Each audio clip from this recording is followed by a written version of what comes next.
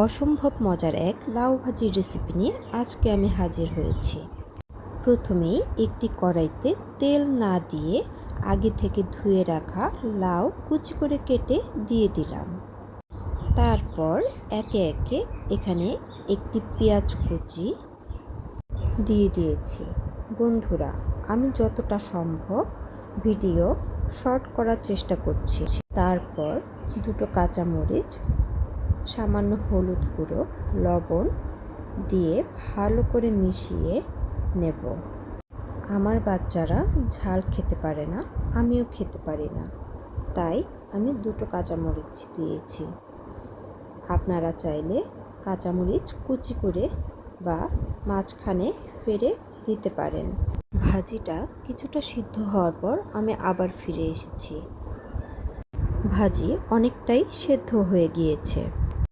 যতটুকু পানি রয়েছে তা শুকাতে শুকাতে আমি অন্য আরেকটি চুলায় একটি কড়াই বসিয়ে তাতে কিছুটা সয়াবিন তেল দিয়ে দেব।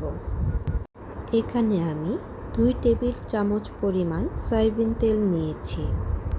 তেলটা গরম হয়ে এলে আমি কড়াইতে একটি ডিম ভেঙে দিয়ে দেব। ডিম দেওয়ার সাথে সাথে নাড়াচাড়া না করে ডিম যখন কিছুটা জমে আসবে তখন এই রকম আস্তে আস্তে ভেঙে ছোট ছোট টুকরো করে ফেলতে হবে। তোমরা দেখতে পাচ্ছ আমি ডিমগুলো কীরকম ছোট ছোট টুকরো করেছি।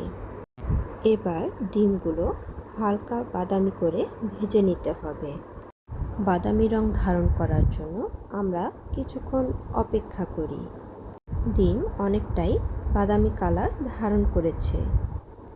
আমি এবার ডিমগুলো আগে থেকে সেদ্ধ করা লাউ ভাজির ভেতর তেল সহ ঢেলে দিয়ে দেব।